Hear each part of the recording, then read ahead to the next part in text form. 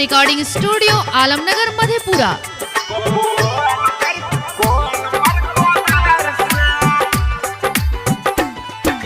सुन गे मौगी बात करे छी चुपके यार से, तोरो मूरी काट देबो हम कॉल पर कोदार से।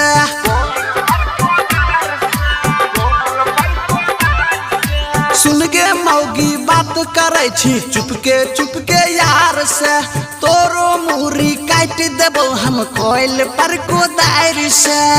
बापू नहीं आबै छौ भरवा, भैयो नहीं आबै छौ भरवा, केबो चरसा तोर गए।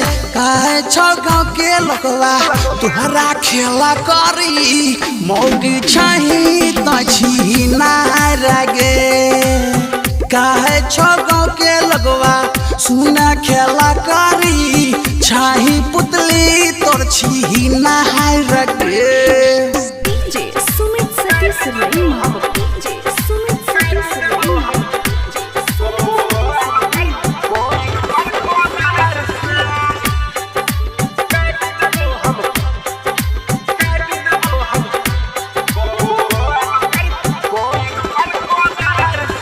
Mix by Balbhadra Singh. केतनो हम कहे छियो माने नहीं छी बात गे, होय तो गुरुदासा वहने देखा तो समाज गे।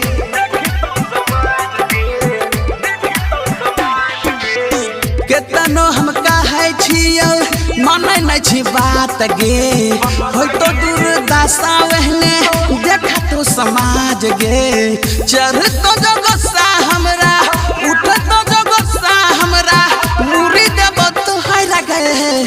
काहे छौ गाँव के लगवा तुहरा खेला करी, मौगी छही तो छी नहाय रगे। काहे छौ गाँव के लगवा सुना खेला करी, छही पुतली तोर छी नहाय रगे गे।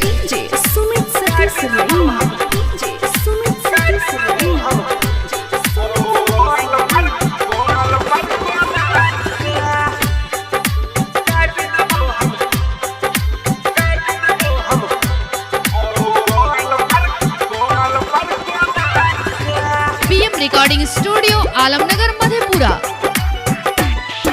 जाई छी बाजार घूमे मौगी रोजाना, साई के जोगल काता हूँ लुटबै छी खजाना।